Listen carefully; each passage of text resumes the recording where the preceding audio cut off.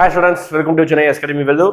அச்சம் தவிர டெஸ்ட் பேச்சுல பாலிட்டி ரிவிஷன் டெஸ்ட், அதாவது 6th 7th தமிழ் பார்த்துருப்பீங்க, கொஸ்டின் டெஸ்ட் எழுதிருப்பீங்க, நிறைய பேர் ஆன்சர் கமெண்ட் பண்ண சொல்லியிருந்தேன். இன்னைக்கு ஈவினிங் டிஸ்கஷன் வீடியோவாக முதல் வீடியோவாக நம்ம பாலிட்டி பார்க்குறோம். ஓகேங்களா? நாளைக்கு மார்னிங் வந்து நான் சொன்ன மாதிரி தமிழ் டிஸ்கஷன் வீடியோ இருக்காது, ஜிஎஸும் மேக்ஸும் கம்பல்சரி டிஸ்கஷன் வீடியோ ரொம்ப தெளிவாக ஒவ்வொரு கொஸ்டினையும் எக்ஸ்ட்ரா பாயிண்ட்ஸ் வந்து எப்படி தான் ஆப்ஷன் எலிமினேட் பண்ணலாம் எல்லாமே டீட்டெயிலாக நம்ம சொல்லிடுவோம். சரிங்களா? அதில் இன்னைக்கு நம்ம ஈவினிங்கே வந்து பார்த்தீங்கன்னா பாலிட்டி கொஸ்டின்ஸ் பார்க்குறோம்.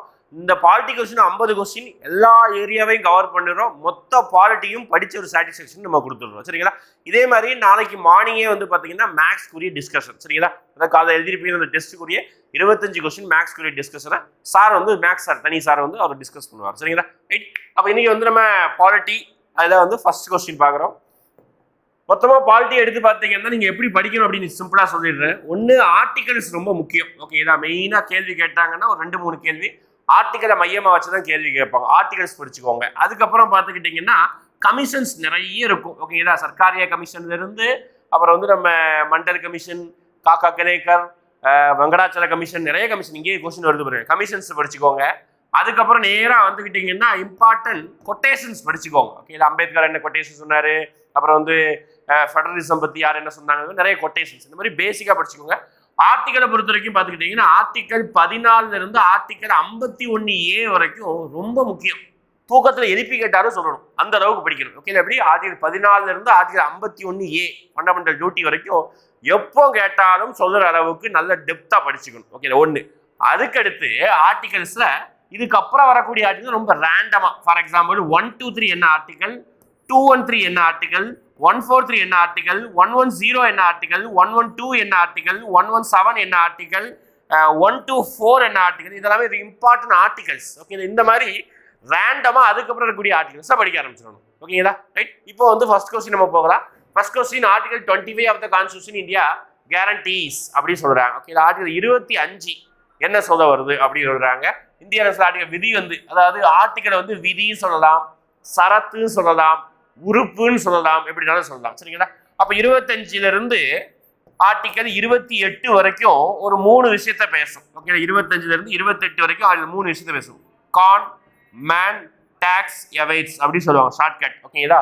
அதாவது கேன், மேன், டாக்ஸ், எவைட்ஸ் அப்படி சொல்லுவாங்க. கேன் அப்படின்னா அதாவது கன்சைன்ஸ் அப்படின்னு வச்சுக்கோங்க. ஓகே, அதாவது ஒரு நபர் தனக்குரிய எந்த மதத்தை ஃபாலோ பண்ண நினைச்சாலும் எந்த மதத்தினாலும் உள்ளார்ந்த நினைவுகளை எதனாலும் நம்ம ஃபாலோ பண்ணலாம். அதுதான் சொல்றாங்க சமய உரிமையை பத்தி பேசுறது. ரைட் டு ரிலிஜன், இது மூணுமே. ஃபர்ஸ்ட் ரைட் டு கன்சைன்ஸ் அப்படி சொல்லுவாங்க, கன்சைன்ஸ். அடுத்து ரைட் டு மேனேஜ், அதாவது administration of education institutes, religious institutes. அடுத்து எஜுகேஷன் இன்ஸ்டியூட்ஸ் நடத்தினா அதுக்கு டாக்ஸ் எவேஷன், வரி விலக்கு அளிக்கப்படும். இந்த 3 விஷயம் சேர்த்து தான் ஆர்டிகல் 25, 26, 27. ஓகேங்களா? 27 வரைக்கும் வரும். ஓகேங்களா? ரைட். அடுத்து அப்போ 25 சமய உரிமையை பத்தி பேசுது. இது ரைட் டு லைஃப், வாழும் உரிமை பேசுறாங்க. ஆர்டிகல் 21 தான் வாழும் உரிமை. சொத்துரிமை என்ன ஆர்டிகல்ல பேசுறாங்க அப்படின்னு பாருங்க. சொத்துரிமை பார்த்தீங்கன்னா ஆர்டிகல் 31 இருந்தது. அதை வந்து 44வது அமெண்ட்மெண்ட் அடிப்படையில் அந்த ஆர்டிகலை டெலீட் பண்ணிட்டு ஆர்டிகல் 307 கொண்டு வச்சுட்டாங்க, லீகல் ரைட்டா வச்சிருக்காங்க. ஓகே, ரைட் டு ஈக்குவாலிட்டி அப்படி சொல்லுவாங்க, சம உரிமை. ஆர்டிகல் 14 ரொம்ப முக்கியமானது. ஓகேங்களா? இதுதான் வந்து ரைட் டு ரிலிஜன் ஆர்டிகல் 25 பேசுறாங்க. அடுத்து பாருங்க, அடுத்து ரொம்ப முக்கியமான கமிஷன் படிக்க சொன்னோம்ல. அப்போ நம்மளுடைய கான்ஸ்டியூஷன் வந்து என்னைக்கு நடைமுறைக்கு வந்தது? டிசம்பர் 9, 1946 கான்ஸ்டியூஷன் அசம்பிளி கூடி முதல் மீட்டிங் போட்டு கான்ஸ்டியூஷன் எழுதி ஆரம்பிச்சாங்க. எழுத ஆரம்பிச்சு நவம்பர் 26 வந்து எழுதி முடிச்சு நம்ம அடாப்ட் பண்ணிக்கிட்டோம்.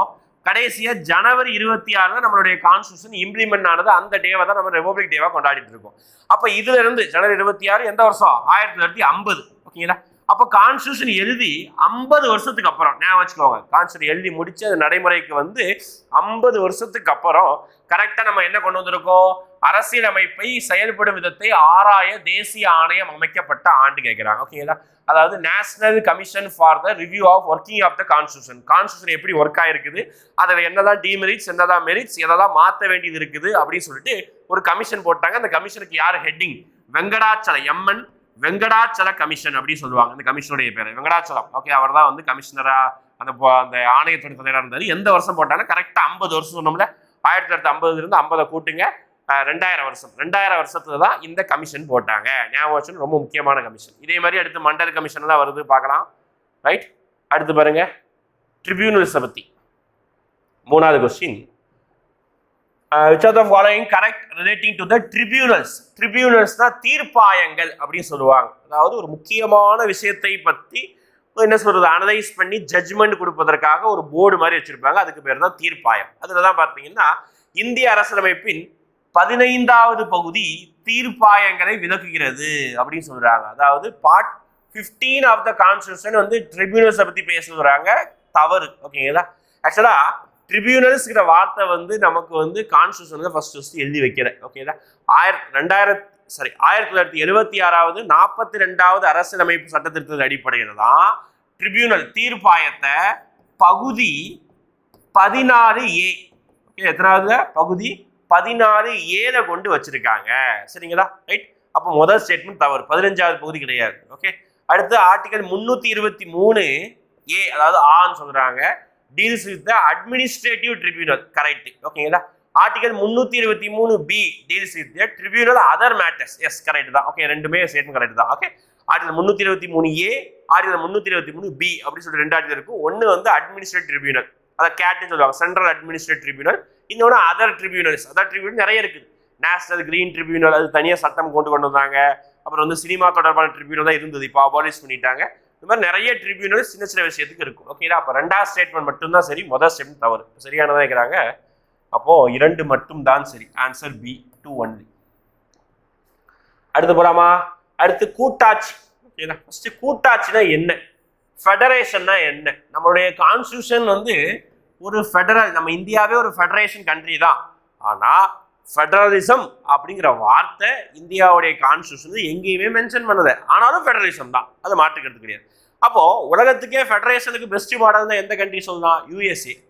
USA தான் உலகத்துக்கே இந்த கூட்டாட்சிக்கே வந்து ரொம்ப முன்னோடியா இருக்கிறது. இன்னைக்கு வரைக்கும் அப்படிதான் ரன் பண்ணிட்டு இருக்காங்க ரொம்ப சக்சஸ்ஃபுல்லா. ஓகேங்களா? USA is the best model of federation. ஆனா நம்ம அதை காப்பி பண்ணலை. ஓகேங்களா? ஏன்னா அதுல நிறைய சிரமங்கள் இருக்கு. ஓகேங்களா? ஏன்னா அவங்க ஊர்ல தான் பார்த்தீங்கன்னா ஒரு மாநிலத்துக்கு ஒரு சிட்டிசன்ஷிப் எல்லாம் வச்சிருப்பாங்க. அது ரொம்ப கஷ்டம் நம்ம இந்தியாவில் ஃபாலோ பண்ணா. அதனால நம்ம USA ஃபெடரேஷன் எடுக்காம நம்ம என்ன மாடல் ஆஃப் ஃபெடரேஷன், நம்ம வந்து கனடா மாடல், கனடாவை சேர்ந்த கூட்டாட்சி தத்துவத்தை நம்ம வந்து பிரதிபலிக்கிறோம். ஓகேங்களா? ரைட். அப்படி பார்க்கும்போது நம்மளுடைய ஒரு வினோதத்தன்மை என்ன அப்படின்னா, மைய மாநில அரசுகளுக்கு இடையே சமமாக அதிகார பங்கீடு அப்படின்னு சொல்றாங்க. அப்படிதான் கிடையாது. ஓகேங்களா? மையத்துக்கு மாநிலத்துக்கு சமலாம் கிடையாதுப்பா. அடுத்து வலுவான மையம் அப்படின்னு சொல்றாங்க. எஸ், இதுதான் கரெக்ட். ஓகேங்களா? வலுவான மையம். இது USA எடுத்துக்கிட்டீங்கன்னா வலுவான மாநிலங்கள் USA விட. ஓகேங்களா? வலுவான உள்ளாட்சி அமைப்பெல்லாம் கிடையாது. ரொம்ப தப்பு. ஆன்சர் வந்து B. சரிங்களா? ரைட். வித்தியாசமான விஷயம். அடுத்து மாநில பட்டியல் கீழே வருபவை எதெல்லாம் அப்படின்னு கேட்கிறாங்க. ஓகேங்களா? ஃபர்ஸ்ட் மாநில பட்டியல் தான் என்ன? மொத்தம் 3 பட்டியல் நம்ம லா கிரியேட் பண்றதுக்காக மொத்தம் 3 பட்டியல். எதெல்லாம்? State list, union list, concurrent list அப்படி சொல்லுவாங்க. ஓகேங்களா? மாநில பட்டியல், மத்திய பட்டியல், பொது பட்டியல். இந்த ஒவ்வொரு பட்டியலையும் என்ன இருக்கும் அப்படின்னு பார்த்தா ஒரு சில ப்ரொவிஷன்ஸ் இருக்கும். அந்த ப்ரொவிஷன்ஸ் எந்த பட்டியல் இருக்குதோ அவங்க மட்டும்தான் அந்த இடத்துல வந்து ஒரு லா மேக் பண்ண முடியும். ஃபார் எக்ஸாம்பிள் நான் சொல்றேன் பாருங்க, இப்போ போலீஸ், இப்போ காவல்துறையில ஏதாவது ஒரு மாற்றத்தை கொண்டு வரணும் அப்படின்னா அப்போ அந்த காவல்துறை எந்த லிஸ்ட்ல இருக்கோ அவங்க தான் சட்டம் கொண்டு வரணும். அப்போ காவல்துறை எதுல இருக்குது? மாநிலங்களுடைய பட்டியல் இருக்கு. அப்போ அவங்க தான் அதுக்கு சட்டம் கொண்டு வரணும். புரியுதா? அப்போ இதே மாதிரி தான். சரி சார், அப்போ நீட்டை ஒழிக்கணும்னு சொல்லிட்டு இவங்க சட்டம் கொண்டு வந்துட்டாங்க, ஆனா இவங்க ஆல்ரெடி நீட்டை கொண்டு வரணும்னு சொல்லிட்டு இருக்காங்க. அப்போ ஏன் சார் ரொம்ப முரண்பாடு இருக்குது? ஏன்னா நீட் வந்து எஜுகேஷன், கல்விங்கிறது வந்து பொதுப்பட்டியல் இருக்கு. அதனாலதான் இவ்வளவு பிரச்சனை. அப்போ பொதுப்பட்டியல்ல மாநில அரசாங்கமும் சட்டம் இயற்றலாம், மத்திய அரசாங்கமும் சட்டம் இயற்றலாம். 2 பேருமே ஒரே இடத்துல சட்டம் இயற்றுனா மத்திய அரசாங்கம் சட்டம் தான் செல்லும். அதுதான் நம்ம போன கொஸ்டின் பார்த்தோம்ல, வலுவான மையம். ஓகேங்களா? அதுதான் யூனியன், இதுதான் செல்லும். 2 பேருமே ஒரே இடத்துல. மேபி யூனியன் எதுவுமே லா மேக் பண்ணல, ஸ்டேட் லா மேக் பண்ணா அதுதான் செல்லும். புரியுதா சொல்ற கான்செப்ட்? ஓகே. இப்போ இதுல பாத்துக்கிட்டீங்கன்னா மாநில பட்டியல்ல வராது கேட்கிறாங்களா? ஆமா, இடம் பெறாது கேட்கிறாங்க. நான் சொன்னேன் காவல்துறை மாநில பட்டியல் தான். போலீஸ்காரங்களுக்கெல்லாம் யார் நம்ம சம்பளம்? நம்ம தமிழ்நாடு கவர்மெண்ட் தான் சம்பளம் கொடுக்குது. ஓகேதா? சென்ட்ரல் கவர்மெண்ட் சம்பளம் கிடையாது. ஓகே. அடுத்து பொது அமைதி, கண்டிப்பா மாநிலத்துக்கு கண்ட்ரோல் தான் இருக்கும். போலீஸ் எங்க கண்ட்ரோல் இருக்கோ அங்கதானே பொது அமைதி இருக்கும், பப்ளிக் ஆர்டர். அடுத்து பிரிசன், சிறைசாலை எல்லாமே நம்ம கண்ட்ரோல் தான், ஸ்டேட் கவர்மெண்ட் கண்ட்ரோல் தான். குற்றவியல் விதி, இது மட்டும்தான் சென்ட்ரல் கவர்மெண்ட் கண்ட்ரோல். அதனாலதான் ரீசெண்டா பாத்தீங்கன்னா சமஸ்கிருத மொழியில நிறைய லாஸ் தான் கிரியேட் பண்ணிருப்பாங்க, பார்த்திருப்பீங்க. ஓகேதா? அதுதான் இங்க கிரிமினல் ப்ரொசீஜர், குற்றவியல் விதி. ஓகே. நெக்ஸ்ட் அடுத்து லோகாயுக்தா அமைப்பு முறையை நிறுவப்பட்ட மாநிலம் எது அப்படின்னு கேட்கிறாங்க. த இன்ஸ்டிடியூஷன் ஆஃப் லோகாயுக்தா அப்படின்னு சொல்றாங்க. ஓகேங்களா? என்ன சார் லோகாயுக்தானா என்ன அப்படின்னு பார்த்தீங்கன்னா, ஆக்சுவலா ரெண்டு உண்டு. ஓகேங்களா? ஒன்று லோக்பால், இன்னொன்று இந்த லோகாயுக்தா. ரெண்டுமே என்ன, இந்த லோக்குன்னு வந்தாலே மக்களுக்கு இருக்கக்கூடிய வார்த்தை. ஓகேங்களா? அப்போ இங்கே என்ன சார் மக்களுக்கு சம்மந்தமாக ஏதாவது நல்லது செய்ய போறாங்களா? அப்படி கிடையாது. இது வந்து கரப்ஷன் ரிலேட்டட் பாடிஸ். ஓகேங்களா? இந்தியாவில் ஊழலை ஒழிப்பதற்காக எத்தனையோ அமைப்பு இருக்குது. போலீஸ் இருக்கு, சிபிஐ இருக்குது, சிவிசி இருக்குது, எத்தனையோ அமைப்பு, விஜிலன்ஸ் தான் சிவிசி இருக்குது, அது இல்லாமல் என்ஃபோர்ஸ்மெண்ட் டைரக்டரேட் இருக்குது. இவ்வளோ அமைப்பு இருந்தும் ஊழல் நடக்க தான் செய்யுது. ஏதாவது மாற்றம் இருக்குதா? இப்போ இதில் இந்த சிபிஐ சிவிசி இவங்களுக்கெல்லாம் வந்து உச்சபட்ச அதிகாரிகளை வந்து விசாரணை பண்ணுவதற்கு உரிமை கிடையாது. ஓகேங்களா? அதனால அதாவது உச்சபட்ச அதிகாரினா மினிஸ்டர், பிரைம் மினிஸ்டர் அளவுக்கு கம்ப்ளைண்ட் கொடுத்து அந்த கம்ப்ளைண்ட்டை விசாரிக்க முடியாது. அப்போ அந்த கம்ப்ளைண்ட்டை தான் விசாரிக்கணும் அப்படின்னா இந்த லோக்பால் அப்படின்னு சொல்லிட்டு ஒரு சட்டம் கொண்டு வர சொன்னாங்க.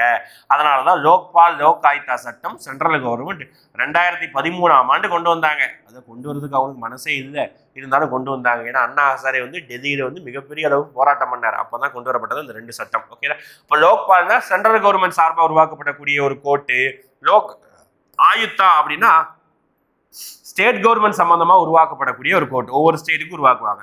அப்படி லோகாயுக்தா ஒவ்வொரு மாநிலத்திலையும் உருவாக்குனாங்க. கிட்டத்தட்ட ஒரு 20 மாநிலம் உருவாக்கியிருக்காங்க. தமிழ்நாடு கூட 2018 உருவாக்குனது. ஓகே, தமிழ்நாடு கூட. ஓகேங்களா? ஆனா உங்களுக்கு தமிழ்நாடுகளாம் முன்னாடியே ஒரு ஸ்டேட் உருவாக்குனதுன்னா அதுதான் என்ன சொல்றாங்க பாருங்க, லோகாயுக்தா அமைப்பை முதன் முறையாக நிறுவப்பட்ட மாநிலம். அது அழுத்தி சொல்றாங்க, முதன் முறையாக நிறுவப்பட்ட மாநிலம். அப்போ அதுல ஒரு கன்ஃபியூஷன் இருக்கு. ஓகே, நிறைய பேர் கன்ஃபியூஸ் ஆவாங்க. ஒரிசாவா மகாராஷ்டிராவா, இந்த ரெண்டும் இல்லை. படிச்சவங்களுக்கு தெரிஞ்சிருக்கும் இந்த பாயிண்ட் தான். ஓகேங்களா? ஒரிசா என்ன அப்படின்னு பார்த்தீங்கன்னா அவங்க தான் ஃபர்ஸ்டே சட்டம் கொண்டு வந்துட்டாங்க, ஆனா நிறுவலை. ஓகேங்களா? ஆனா மகாராஷ்டிரா கரெக்டா அவங்க வந்து 1981 சட்டமும் கொண்டு வந்து அதை உடனே நிறுவவும் செஞ்சுட்டாங்க. ஓகேங்களா? அப்ப நிறுவப்பட்டதா இருக்கிறாங்க மகாராஷ்டிரா. இது யாரு சட்டம் இயற்றுறாங்கட்டா ஒரிசா தான் ஃபர்ஸ்ட் சட்டம் இயற்றிருப்பாங்க. இதே மாதிரி இன்னொரு கான்செப்ட் வந்து அதுக்கு பேர் என்ன அப்படின்னு பார்த்தீங்கன்னா இந்த லோக் அதாலத் அப்படின்னு சொல்லுவாங்க. அதாவது நிறைய கேஸ் நடக்கும், அந்த கேஸை வந்து உடனே முடிச்சு வைப்பதற்காக நடக்கக்கூடிய ஒரு கோர்ட்டுக்கு பேர் தான் லோக் அதாலத் அப்படின்னு சொல்லுவாங்க. இது ஏடிஆர் மெக்கானிசம்ல செயல்படும். அந்த லோக் அதாலத்தை யார் ஃபர்ஸ்ட் கொண்டு வந்திருப்பாங்கன்னா குஜராத்தில் கொண்டு வந்திருப்பாங்க. குஜராத்தில் ஜுனாகத்தில் தான் பார்த்தீங்கன்னா ஃபர்ஸ்ட் லோக் அதாலத் நடைபெற்றிருக்கும். ஓகே, இதுதான் எக்ஸ்ட்ரா பாயிண்ட்ஸ் இது சம்பந்தமானது. ஓகே, லோக்பால் என்ன தெரிஞ்சுக்கணும். அடுத்து மேட்டர்னிட்டி பெனிஃபிட் ஆக்ட், அதாவது பேறுகால பயனுறு சட்டம் அப்படின்னு சொல்லுவாங்க. அது பிரசவத்தின் பொழுது விடுமுறை கொடுக்கணும், அவங்களுக்கு ஊதியத்துடன் விடுமுறை, நிறைய பெனிஃபிட் எல்லாம் கொடுப்பாங்க. அதுதான் வந்து பார்த்தீங்கன்னா மேட்டர்னிட்டி பெனிஃபிட்டா கவர்மெண்ட் ஊழியர்களுக்கு. இது எந்த வருஷம் கொண்டு வரப்பட்டா 1961. ஓகே, ஞாபகம் வச்சுக்கோங்க. ரெண்டு சட்டம். ஒன்று டவுரி ப்ரொஹிபிஷன் ஆக்ட், அதாவது வரதட்சணை பெண்களுக்காக ரெண்டு நல்ல சட்டம் போடப்பட்டது இந்த வருஷம் தான். ஓகே, ஒன்று வரதட்சணை ஒழிப்பு சட்டம் 1961, அதே வருஷம் தான் பெண்களுக்கான அந்த மேட்டர்னிட்டி பெனிஃபிட் பேறுகால விடுப்பு சட்டம், அதுவும் வந்து பார்த்தீங்கன்னா 1961. ரெண்டுமே ஒரே இயர். சரிங்களா? இது எல்லாமே வேற சட்டம் படிச்சுக்கணும். ஃபார் எக்ஸாம்பிள் வந்து ஈக்குவல் ரெமுனரேஷன் ஆக்ட்னு சொல்லுவாங்க. அதாவது சம ஊதியம், ஆணுக்கும் பெண்ணுக்கும் எல்லா கம்பெனிலையும் ஒரே அளவுக்கான சம்பளம் தான் கொடுக்கணும். கவர்மெண்ட்லையும் கொடுக்கணும், பிரைவேட்லையும் கொடுக்கணும். ஓகேங்களா? அதை சொல்லக்கூடிய சட்டம் வந்த வருஷம் வந்து 1976. சரிங்களா? அடுத்து இந்தியாவின் குடியரசுத் தலைவர்களை வரிசைப்படுத்துக. ஓகே, அப்ப குடியரசுத் தலைவர் தான் இந்தியாவுடைய ஃபர்ஸ்ட் சிட்டிசன், முதல் குடிமகன் அப்படி சொல்லுவாங்க. இந்தியாவுடைய ஹெட் ஆஃப் ஸ்டேட் அப்படின்னு சொல்லுவாங்க. ஓகேதா? ஒரு அரசுடைய தலைவர், அரசாங்கத்துடைய தலைவர் வந்து யாரு? பிரதமர். ஓகேதா? அரசின் தலைவர் ஹெட் ஆஃப் ஸ்டேட், அவர் ஹெட் ஆஃப் கவர்மெண்ட், இவர் ஹெட் ஆஃப் ஸ்டேட். ஓகேதா? அப்போ இவர் தான் முதல் ஒரு நபர். இவருக்காக தான் வந்து பகுதி 5ல் இவரை வச்சிருப்பாங்க. இவருக்கு வந்து ஆர்டிகல்ஸ் 52 இருந்தே ஆரம்பிச்சிடும். இவரை வந்து ஓட்டு போட்டு தான் தேர்ந்தெடுப்பாங்க. மறைமுக தேர்தல், ஒற்றை மாற்று விகிதம் அப்படி சொல்லுவாங்க. சிங்கிள் டிரான்ஸ்ஃபரபிள் ஓட்டில் வந்து எம்எல்ஏக்கள் எம்பிக்கள், தேர்ந்தெடுக்கப்பட்ட எம்எல்ஏக்கள் எம்பிக்கள் மட்டும் ஓட்டு போட்டு தான் பிரசிடென்ட் வந்து நியமிப்பாங்க. பிரசிடென்ட்டுக்கு நிறைய பவர் உண்டு. ஓகே, அது ஒரு 2 பவர் சொல்ல போனா, ஒன்று வந்து ஆர்டிகல் 72 சொல்லும், கேள்விப்பட்டிருப்பீங்க. ஆர்டிகல் 72 என்ன? மன்னிப்பு அளிக்கும் அதிகாரம், பார்டனிங் பவர் ஆஃப் பிரசிடென்ட் அப்படி சொல்லுவாங்க. அந்த ஒரு உரிமை இருக்குது. அது மாதிரி பிரசிடென்ட்டை நம்ம நீக்க முடியுமா? தாராளமாக நீக்க முடியும். ஓகே, ஏன்னா பிரசிடென்ட் நீக்குவதற்கு ஒரு ஆர்டிகல் இருக்குது. என்ன ஆர்டிகல்? ஆர்டிகல் 61. சரி, பிரசிடென்ட் தான் எல்லாருக்கும் பதவி நியமிப்பாரு, பிரசிடென்ட் தான் எல்லாருக்கும் பதவி பிரமாணம் செஞ்சு வைப்பாரு. பிரசிடென்ட்டுக்கே பதவி பிரமாணம் யார் செஞ்சு வச்சிருப்பா? அப்ப அதுக்கு இணையா இன்னொரு பதவி தான், இணையா சொல்லக்கூடாது, அதே மாதிரி இன்னொரு ஆர்கன் இருக்கக்கூடிய ஒரு பதவி தான் என்ன அப்படின்னு பார்த்தீங்கன்னா சீஃப் ஜஸ்டிஸ் ஆஃப் இந்தியா. அதாவது உச்ச நீதிமன்றத்தின் தலைமை நீதிபதி தான் குடியரசுத் தலைவருக்கு பதவி பிரமாணம் செய்து வைப்பார். ஓகே, இது எக்ஸ்ட்ரா பாயிண்ட். இப்ப தலைவர்களை வரிசைப்படுத்தும். ஓகேங்களா, நமக்கு தெரியும் முதல் குடியரசுத் தலைவர் யாரு அப்படின்னு பார்த்தீங்கன்னா டாக்டர் ராஜேந்திர பிரசாத், அவர் தான் ஃபர்ஸ்ட். ஓகேங்களா, அப்போ 3 தான் ஃபர்ஸ்ட். ஓகேங்களா, அடுத்து அதே மாதிரி முதல் துணை குடியரசுத் தலைவர் யாரு? டாக்டர் ராதாகிருஷ்ணன். டாக்டர் ராதாகிருஷ்ணன் ஒரு துணை குடியரசுத் தலைவர் இருந்துட்டு அதுக்கப்புறம் உடனே அடுத்த தடவை ராஜேந்திர பிரசாத்துக்கு அப்புறம் அவர் தான் குடியரசுத் தலைவராக மாறுவார். அப்போ அடுத்ததா இருந்தது வந்து பார்த்தீங்கன்னா செகண்டா இருந்தது யாரு? டாக்டர் ராதாகிருஷ்ணன். அதுக்கு அடுத்து இருந்தது பார்த்தீங்கன்னா டாக்டர் ஜாகிர் ஹுசைன், ஒரு முஸ்லீம் பிரசிடென்டா மூணாவது பிரசிடென்டா இவர் தான் வந்திருப்பாரு. இவர் வந்து பார்த்தீங்கன்னா இவர் தான் பதவியில் இருக்கும்போது உயிரிழந்த முதல் குடியரசுத் தலைவர். ஓகேங்களா, அதுக்கடுத்து இவர் தான் 2. இதை வச்சு நீங்கள் எலிமினேட் பண்ணிடலாம். அதுக்கப்புறம் பார்த்துக்கிட்டிங்கன்னா விவி கிரி வருவார். ஓகே, 4. இப்போ ஆப்ஷன் பார்க்கும்போது 3-1-2-4 ஆப்ஷன் சி. ஓகே, புரியுதா?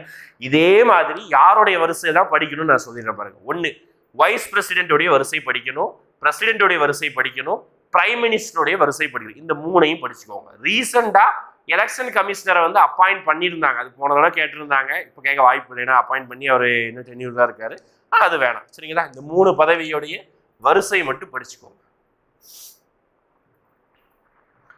அடுத்து பிற்படுத்தப்பட்ட வகுப்பினருக்கான 27% இடஒதுக்கீடை அளிக்க பரிந்துரை வழங்கிய ஆணையம். ஓகே, இது என்ன சார் பிற்படுத்தப்பட்ட வகுப்பு அப்படின்னா அதர் பேக்வர்ட் கிளாஸ் கமிஷன் அப்படி சொல்லுவாங்க. அதர் பேக்வர்ட் கிளாஸ் பீப்புள் அப்படி சொல்லுவாங்க. ஓபிசி, நம்ம தமிழ்நாட்டில் பிசி, எம்பிசி, பிசி, எம்எல் வரைக்கும் எல்லாருமே இதுக்குள்ள தான் வருவாங்க, ஓபிசி. அப்போ இவங்களுக்கு வரலாற்றில் ஆக்சுவலாக ஹிஸ்டோரிக்கலாக வந்து முதல்ல வந்து கவர்மெண்ட் எக்ஸாம் பார்த்தீங்கன்னா ரிசர்வேஷனே கிடையாது. 100% மெரிட் அப்படிதான் ரிசர்வேஷனே. அப்போ முதல் முறையாக தான் வந்து என்ன பண்ணாங்க அப்படின்னு பார்த்தீங்கன்னா எஸ்சி ரிசர்வேஷன் தவிர்த்து அடுத்த கட்டமாக வந்து ஓபிசிக்கு ரிசர்வேஷனை கொடுத்தாங்க. அப்படி ஓபிசிக்கு ரிசர்வேஷனை கொடுக்கும் பொழுது என்ன சொன்னாங்க அப்படின்னு பார்த்தீங்கன்னா மண்டல் கமிஷன் ஒன்று போட்டாங்க. இப்போ 2 கமிஷன் போட்டிருப்பாங்க. ஒன்று 1979 போடப்பட்டது மண்டல் கமிஷன், இன்னொன்று காக்கா கலேக்கர் கமிஷன், இது 1953 போடப்பட்டது. இதுதான் ஆக்சுவலாக ஃபர்ஸ்ட் பேக்வர்ட் கிளாஸ் கமிஷன், முதல் பிற்படுத்தப்பட்ட ஒரு ஆணையம். இது 2வது பிற்படுத்தப்பட்ட ஒரு ஆணையம். இது வந்து ஷா ஆணையமும் இந்த சர்க்காரிய கமிஷன் வேற விஷயத்துக்காக. சர்க்காரிய கமிஷன் வந்து பார்த்தீங்கன்னா மத்திய மாநில அரசு உறவுக்காக போடப்பட்டது. ஷா கமிஷன் 1979 நினைக்கிறேன் அதுவுமே. ஓகே, 79 76 வரும், அது வேற விஷயத்துக்காக. ஓகே, அப்போ இதுல வந்து இடஒதுக்கீடுக்கு பரிந்துரைத்த ஒரு கமிஷன் அப்படின்னா மண்டல ஆணையம் தான். ஓகே, அப்போ இது போட்டாங்க எப்போ? இதெல்லாம் வந்து இந்திரா காந்தி டைம்லேயே கமிஷன் போட்டாச்சு. ஆனால் நடைமுறைக்கு வரல. இந்திரா காந்திக்கு முன்னாடியே ஐ திங்க் வந்து சரண் சிங் இருப்பார் நினைக்கிறேன், அப்போவே வந்து போட்டாச்சு. ஆனால் நடைமுறைக்கு எப்போ செலுத்துறாங்க அப்படிப்பட்ட விபி சிங் வந்ததுக்கு அப்புறம் தான். நல்லா வச்சுக்கோங்க, விபி சிங் தான் இந்தியாவில் வந்து ரொம்ப நல்ல ஒரு பிரைம் மினிஸ்டர் செயல்பட்டிருக்காரு. ஆட்சி கவுந்து போச்சு, அது வேற விஷயம். ஓகேங்களா, சமூக நீதி காத்த காவலர் சொல்லிட்டு ரீசெண்டாக தமிழ்நாடு கவர்மெண்ட் கூட செலவு வச்சதுல அவருக்கு 1990 மண்டல் கமிஷனுடைய பரிந்துரையை நடைமுறை பண்ணியிருப்பாங்க. 27% இடஒதுக்கீடு நடைமுறை பண்ணியிருப்பாங்க. இது எதிர்த்து கோர்ட்ல கேஸ் போட்டாங்க. அதனால 1991 நடந்த கேஸுக்கு பேரு தான் மண்டல் கேஸ் அப்படின்னு சொல்லுவாங்க. அப்படி இல்லைன்னா இந்திரா சௌஹானி கேஸ். 2 கேஸ் ஒரே கேஸ் தான் 1991. எதுக்காக? இந்த இடஒதுக்கீடு எதிர்த்து போட்டாங்க. அப்புறம் கோர்ட்டே சொல்லிட்டு அதாவது இடஒதுக்கீடு செல்லும், அவங்க சென்சஸோட விட்டுருக்காங்க. அதுக்கப்புறம் தான் இந்த கிரிமிலேயர் கான்செப்ட், இடஒதுக்கீடு 50% மேலே தாண்டக்கூடாது, இந்த ரூல்ஸ் அண்ட் ரெகுலேஷன்ல இந்த இதை தான் கொண்டு வந்திருப்பாங்க. அதனால தான் இதுக்கப்புறம் தமிழ்நாட்டோட ரிசர்வேஷன் பாதிக்கக்கூடாதுன்னு சொல்லிட்டு 76வது சட்டத்திருத்தம் 1994 வந்து ஜெயலலிதா அவர்களுடைய முயற்சியின் காரணமாக தமிழ்நாட்டுடைய ரிசர்வேஷனை பாதுகாப்பதற்காக கொண்டு வந்திருப்பாங்க. சரிங்களா, ரைட். இப்போ ஆன்சர் வந்து பி. அடுத்து முதல் பாரத ரத்னா விருதை பெற்றவர், ரொம்ப முக்கியமான கொஸ்டின்பா. ஓகேங்களா, ராஜகோபாலாச்சாரி, அதான் ராஜாஜி தான். ஆக்சுவலாக இவர் தான் வந்து நேரு வந்து பிரசிடெண்டா போடுறதா பிளான் பண்ணியிருப்பார். ஆனால் ராஜேந்திர பிரசாந்துக்கு நார்த் இந்தியாவில் செல்வாக்கு அதிகம். ஓகேங்களா, பீகார்காரரு அது செல்வாக்கு அதிகனால அவர் போட்டாங்க. அப்போ இவரை விட்டுறக்கூடாதே அப்படின்னு சொல்லிட்டு ராஜாஜி அந்த அளவுக்கு தமிழ்நாட்டுக்காரர் எந்த அளவுக்கு இன்ஃப்ளூயன்ஸ் இருக்காரு பாருங்க. ஓகேங்களா, அதனால இவருக்கு தான் இந்தியாவுடைய முதல் இந்திய கவர்னர் ஜெனரல்னா இவர் தான் முதலும் கடைசியும். அதாவது கவர்னர் ஜெனரல் இதுக்கு முன்னாடி பிரிட்டிஷ்காரன் தான் இருந்திருப்பாங்க. ஓகே, மவுண்ட் பேட்டன் இருந்தாரு, கானிங் பிரபு ஹிஸ்டரியில படிச்சிருப்பீங்க, லிட்டன் பிரபு படிச்சிருப்பீங்க, ரிப்பன் பிரபு படிச்சிருப்பீங்க. அந்த வரிசையில இந்தியா விடுதலை வாங்கினதுக்கு அப்புறம் இவரை ராஜகோபாலாச்சாரியை வந்து என்னவா போட்டிருப்பாங்க, கவர்னர் ஜெனரல் ஆஃப் இந்தியா அப்படின்னு சொல்லிட்டு முதல் போட்டிருப்பாங்க. இவர் அந்த பதவி ஒழிக்கப்பட்டது. இவருக்கு தான் வந்து பார்த்தீங்கன்னா முதல் பாரத ரத்னா அவார்டு வந்து கொடுத்துருப்பாங்க. பாரத ரத்னா இந்தியாவில் கொடுக்கப்படக்கூடிய மிக உயர்ந்த விருது. அதுக்கப்புறம் பத்ம விபூஷன், அடுத்து பத்ம பூஷன், அடுத்து பத்மஸ்ரீ, இந்த 4 வரிசை பார்க்கணும். சரிங்களா, அடுத்து அடிப்படை கடமைகள் மீதான வர்மா கமிட்டி. கமிட்டி எத்தனை? இப்போதான் மண்டல் கமிஷன் பார்த்தோம், வெங்கடாச்சல கமிஷன் பார்த்தா இப்போ வர்மா கமிட்டி வந்துட்டு பாருங்க 1999. ஆக்சுவலாக ஃபண்டமெண்டல் டியூட்டிஸை வந்து கொண்டு வருவதற்காக ஒரு கமிஷன் போட்டாங்க. அது என்ன கமிஷன் அப்படின்னு பார்த்துக்கிட்டிங்கன்னா ஃபண்டமெண்டல் டியூட்டிஸை ரிவ்யூ பண்ணுறாங்க. ஃபண்டமெண்டல் டியூட்டிஸை கொண்டு வருவதற்காக போடப்பட்ட கமிஷன் தான் பார்த்துக்கிட்டிங்கன்னா ஸ்வரன் சிங் கமிட்டி. ஓகேங்களா, 1976 போட்டிருப்பாங்க. அப்போயும் வந்து நம்ம 42வது அமெண்ட்மெண்ட் அடிப்படையில் ஃபண்டமெண்டல் டியூட்டிஸை கொண்டு வந்திருப்பாங்க. அப்புறம் இந்த ஃபண்டமெண்டல் டியூட்டிஸை வந்து ரிவ்யூ பண்ணுவதற்காக கொண்டு வரப்பட்ட கமிட்டி தான் வர்மா கமிட்டி 1999. அடுத்து இந்திய குடியரசுத் தலைவர் இவ்வாறு தேர்ந்தெடுக்கிறார். துணை குடியரசுத் தலைவர். இல்லை, நான் சொல்லிட்டேன், குடியரசுத் தலைவர் வந்து தேர்ந்தெடுக்கிறது வந்து MLA MP of Lok Sabha Rajya Sabha ரெண்டுமே. லோக்சபா ராஜ்யசபா ரெண்டுமே. எம்எல்சி வரமாட்டாங்க குடியரசுத் தலைவருக்கு. ஓகேங்களா, இது பிரசிடென்ட் தேர்தல். இது ரெண்டுலையுமே பார்த்தீங்கன்னா தேர்ந்தெடுக்கப்பட்ட உறுப்பினர்கள் தான், மக்களால் தேர்ந்தெடுக்கப்பட்ட உறுப்பினர்கள், நியமன உறுப்பினர்கள் வரமாட்டாங்க. ஆனால் துணை குடியரசுக்கு அப்படியே பாதி, இவங்க மட்டும்தான், எம்பிஸ் மட்டும்தான். அப்போ மக்களவை உறுப்பினர்கள், மாநில உறுப்பினர்கள் இதிலே வந்துட்டு தேர்ந்தெடுக்கப்பட்ட எலக்டட் பை அப்படின்னு சொல்றாங்க. யாராவது தேர்ந்தெடுக்க 2 பேராலையும். ஓகே, அப்போ 2D ஈஸியான கொஸ்டின் தான் இதெல்லாம். அடுத்து பிரதமர் என்பவர் ஒரு கப்பலின் தலைவரை போல நாட்டின் தலைவர் அப்படின்னு சொல்றாங்க. யார் இதை சொன்னது அப்படின்னு பார்த்தீங்கன்னா மன்றோ அவர் தான் சொல்லியிருப்பார். ஓகே, இந்த மாதிரி கொட்டேஷன் படிக்க சொன்னோம்ல, படிச்சுக்கோங்க. ஓகே, ஒரு பிரதமர் என்பது ஒரு கப்பலின் தலைவரை போல ஒரு நாட்டின் தலைவர். எப்படி ஒரு கப்பலை வந்து அந்த செயலரை வந்து கொண்டு போவாரோ அதே மாதிரி நாட்டை இவர் தான் வழிநடத்தி கொண்டு போறாரு. ஓகேவா, மன்றோ அப்படின்னு சொல்லி ஒரு ஸ்டேட்மெண்ட் சொல்றாரு இந்த பிரதமரை பத்தி. அடுத்து மணி பில் பத்தி ரொம்ப முக்கியம்பா. மணி பில் கேள்வி கேட்கலாம், ஆல்ரெடி கேட்டிருக்காங்க. ஃபர்ஸ்ட்டுக்கு மணி பில்லுக்கு ஆர்டிகல் என்ன? ஆர்டிகல் 110 ஞாபகம் வச்சுக்கணும். மணி பில்னா என்ன? பணம் சம்பந்தமான விஷயங்கள் தொடர்பான ஒரு சட்டம் கொண்டு வந்தாங்கன்னா அதுக்கு பேர் தான் மணி பில், பண மசோதா, ஆர்டிகல் 110. இதே மாதிரி ஃபினான்சியல் பில்லுன்னு இருக்கு, நிதி மசோதா, அது வந்து பார்த்தீங்கன்னா 117. ஓகேங்களா, ஃபினான்சியல் பில், நிதி மசோதா. இப்போ பண மசோதாவை பற்றி பார்க்கலாம். ஓகேங்களா, மக்களவையில் இதை அறிமுகப்படுத்த முடியும் அப்படின்னு சொல்றாங்க. சரி, மாநிலங்களவை இதை அறிமுகப்படுத்த முடியும் சொல்றாங்க, தவறு. ஓகேங்களா, ஆக்சுவலாக மணி பில்லுடைய கான்செப்டே என்னன்னா பீப்புளால் எலெக்ட் பண்ணப்பட்ட பீப்புளுக்கு தான் வந்து ரெப்ரசன்டேட்டிவ் தான் வந்து அதிகாரம் கொடுக்கணும். அதெல்லாம் என்ன பண்ணியிருப்பாங்க அப்படின்னு பார்த்தீங்கன்னா மக்களவைக்கு தான் ஃபர்ஸ்ட் அறிமுகப்படுத்த முடியும், மாநிலங்களில் அறிமுகப்படுத்த முடியாது. ஓகேங்களா, இப்போ ஃபர்ஸ்ட் லோக்சபாவில் தான் இன்ட்ரடியூஸ் பண்ண முடியும். இந்த ஸ்டேட்மெண்ட் தவறு. ஒரு மணி பில் கொண்டு வந்திருக்காங்க அப்படின்னா அந்த மணி பில்லை ஃபர்ஸ்ட் லோக்சபாவில் தான் அறிமுகப்படுத்தணும். ஃபர்ஸ்ட் லோக்சபாவில் அறிமுகப்படுத்துறதுக்கு முன்னாடி பிரசிடென்ட்டோடைய முன் அனுமதி தேவை. அது ஞாபகம் வச்சுக்கணும். அதுதான் அடுத்த பாயிண்ட் நினைக்கிறேன். 2வது பாயிண்ட் சபாநாயகரால் சான்றளிக்கப்பட வேண்டும். ஓகே, அந்த பாயிண்ட் இதில் லாஸ்டா இருக்குது. ஓகே, அப்போ ஒரு பில்லு வந்து மணி பில் இல்லையா அப்படின்னு சொல்லிட்டு அதை சொல்றதுக்கு யாருக்கு தெரியுமா உரிமை இருக்கு? அது சபாநாயகருக்கு தான் உரிமை இருக்குப்பா. இது ரொம்ப முக்கியமான ஒரு பாயிண்ட். ஓகே, அவரால் தான் சான்றளிக்கப்படணும். நினைச்சா ஒரு மணி பில் இல்லைன்னு சொல்லலாம், இதுல கோர்ட்டே தர முடியாதுன்னா பார்த்துக்கோங்க. ஓகே, அந்த அளவுக்கு சபாநாயகருக்கு பவர் அதிகம். 2வது ஸ்டேட்மெண்ட். அடுத்து மாநிலங்களவையால் திருத்தப்பட முடியாது அப்படின்னு சொல்றாங்க. சூப்பர், எஸ், இதுவும் கரெக்ட் தான். ஓகேடா, லோக்சபா இன்ட்ரோடியூஸ் பண்ணுவாங்க, பிரசிடென்டோடைய முன் அனுமதி தேவை, ஸ்பீக்கர் வந்து சர்டிபிகேட் கொடுப்பாரு, இது மணி பில் தான் கொடுப்பாங்க. அப்படியே அந்த பில்லு பாஸ் ஆயிடுச்சுன்னா அப்படியே ராஜ்யசபாவுக்கு போகும். ஓகேங்களா, ராஜ்யசபா கம்பல்சரி அந்த பில்லை பாஸ் பண்ணி தான் ஆகணும், அதை திருத்த முடியாது. மேபி அவர் திருத்தம் நினைச்சாங்கன்னா அப்படியே வச்சிருக்கலாம், ரெக்கமெண்டேஷன் கொடுக்கலாம், ரெக்கமெண்டேஷன் கொடுத்து திருப்பி இங்கே வரும், இவங்க ஏற்றுக்கிடலாம், இல்லை அப்படியே பிரசிடென்ட் கிட்ட போனாலும் போகலாம். ஓகேங்களா, இதுதான் ரூல்ஸ். மேபி இவங்க டிலே பண்ண நினைச்சிங்கன்னா ஜஸ்ட்டு 14 நாட்கள் மட்டும்தான் டிலே பண்ண முடியும். அப்புறம் டைரெக்டாக பிரசிடென்ட்டை போயிடும். சார், பிரசிடென்ட் இங்கே கட்டாயம் சைன் பண்ணணுமா? ஆமாம், கம்பல்சரி சைன் பண்ணியே ஆகணும். ஏன் கான்செப்ட்னா அவர் தான் ஆல்ரெடி சர்டிஃபிகேட் கொடுத்துருக்காரு. ஃபஸ்ட்டே அவர் தான் சொன்னார், என் பேரை கேட்டு தானே அனுமதியை கொடுத்துருக்காங்க. அதனால் கடைசியாக பிரசிடென்ட்டை போகும்போது கட்டாயமாக மணி பில்லுக்கு பிரசிடென்ட் சைன் பண்ணி தான் ஆகும். சரிங்களா, அப்போ 4வது குடியரசுத் தலைவர் தாமதமின்றி ஒப்புதல் வைக்க வேண்டும். கரெக்ட் தான். ஓகேவா, அப்போ 3 ஸ்டேட்மெண்ட் சரி. அப்போ 2, 3, 4 இது எல்லாமே சரி. சரிங்களா, ஆன்சர் சி.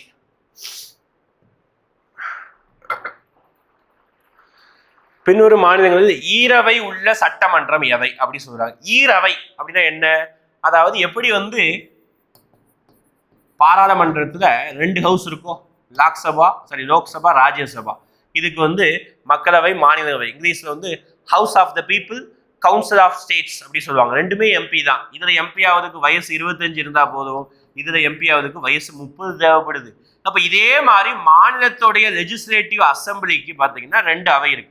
ஒன்னு லெஜிஸ்லேட்டிவ் அசம்பிளி அப்படின்னு சொல்லுவாங்க, இன்னொன்று லெஜிஸ்லேட்டிவ் கவுன்சில் சொல்லுவாங்க. அதில் இதுல செலக்ட் ஆன எம்எல்ஏ, இதுல செலக்ட் ஆன எம்எல்சி அப்படின்னு சொல்லுவாங்க. இந்த மாதிரி 2 ஹவுஸ் எங்கெல்லாம் இருக்கு அப்படின்னு கேட்குறாங்க. ஓகே, மொத்தமாக பார்த்தீங்கன்னா ஒரிஜினலாக ஃபர்ஸ்ட் தொடக்கத்தில் 7 மாநிலத்தில் இருந்தது. இப்போ ஜம்மு காஷ்மீரில் கேன்சல் பண்ணிட்டாங்க. ஆர்டிகல் 370 ஆர்டிகலை கேன்சல் பண்ணும்போது இந்த ப்ரொவிஷனை கேன்சல் பண்ணிட்டாங்க. மீதி இருக்கக்கூடிய 3 மாநிலத்திலையும் ஆப்ஷன் இருக்கக்கூடிய 3 மாநிலத்தில் இருக்கு. ஃபார் எக்ஸாம்பிள் பீகாரில் இருக்குது, கர்நாடகாவில் இருக்கு, உத்தரப்பிரதேசம் இருக்குது. இது எப்படி சார் ஈஸியாக ஞாபகம் வச்சுக்கலாம்னா ஒரு மேப் போட்டு ஈஸியாக ஞாபகம் வச்சுக்கலாம்ப்பா. சொல்கிறேன் பாருங்க. அதாவது பெரிய பெரிய மாநிலத்தில் இருக்கும் ஞாபகம் வச்சுக்கோங்க. ஃபார் எக்ஸாம்பிள் வந்து சவுத் ஸ்டேட்ல எல்லாத்துலேயுமே இருக்கு. தமிழ்நாடு கேரளாவை தவிர்த்து, தமிழ்நாடு கேரளா விட்டுருங்க, இதை விட்டுருங்க. ஆந்திராவில் இருக்கு, கர்நாடகாவில் இருக்கு, தெலுங்கானாவில் இருக்கு, மகாராஷ்டிராவில் இருக்குது, உத்தரப்பிரதேசத்தில் இருக்குது, பீகார்ல இருக்குது. அப்போ எண்ணி பாருங்க, 1 2 3 4 5 6. சார் 7 சொன்னீங்களே, ஆமா 7 இருந்தது ஜம்மு காஷ்மீர், இப்போ கேன்சல் பண்ணிட்டாங்க. அப்போ மொத்தம் இப்போதைக்கு 6 தான் இருக்குது. அது நம்ம 3 ஆப்ஷன் இருக்குது. அப்போ ஆன்சர் பார்த்துக்கிட்டிங்கன்னா 1 3 4, 1 3 4 ஆன்சர் பி. சரிங்களா, பார்த்துக்கோங்க. எத்தனை ஸ்டேட்ஸ் இருக்கு? ஆந்திரா, எக்ஸ்ட்ரா வந்து கர்நாடகா, தெலுங்கானா, மகாராஷ்டிரா. அடுத்து, இந்திய அரசியலமைப்பானது தேர்தல் ஆணையம் சுதந்திரமாக செயல்பட வழிவகை செய்கிறது அப்படின்னு சொல்றாங்க. எஸ், கரெக்ட் தான். ஓகேங்களா, இந்திய தேர்தல் ஆணையம் வந்து ஒரு இண்டிபெண்டன்ட் அட்டானமஸ் பாடி சொல்லுவாங்க. ஆர்டிகல் 324 அடிப்படையில் ஒரு எலெக்ஷன் கமிஷன் அப்படின்ற அமைப்பே வந்து செயல்படுது. இதோடைய முதல் சீஃப் எலெக்ஷன் கமிஷனர் யாருன்னு கேட்பாங்க, சுகுமார் சென். ஞாபகம் வச்சுக்கோங்க, முதல் சீஃப் எலெக்ஷன் கமிஷனர்னா சுகுமார் சென். அப்போ இது வந்து ஒரு இண்டிபெண்டன்ட் பாடியா செயல்படுவதற்கு வழிவகை பண்ணுது. கூற்று சரிதான். ஓகேங்களா, சுதந்திரமான நியாயமான தேர்தலை நடத்த உறுதி செய்கிறது. எஸ், காரணமும் சரி. இண்டிபெண்டா இருக்க போய் தான் இது செயல்படுது. ஓகேங்களா, ரைட்டா. அப்போ இண்டிபெண்டா இது நியாயமான தேர்தல் நடத்துது, உண்மைதான். அதனாலதான் பார்த்தீங்கன்னா ஒரு சில கட்சிகள் என்னதான் பவர்ல இருந்தாலும் திருப்பி அடுத்த தடவை வரும்பொழுது சீட்டுகளோட எண்ணிக்கை கம்மியாகுது. என்ன சொல்றாங்க உங்களுக்கு புரியும் நினைக்கிறேன். அப்போ option A.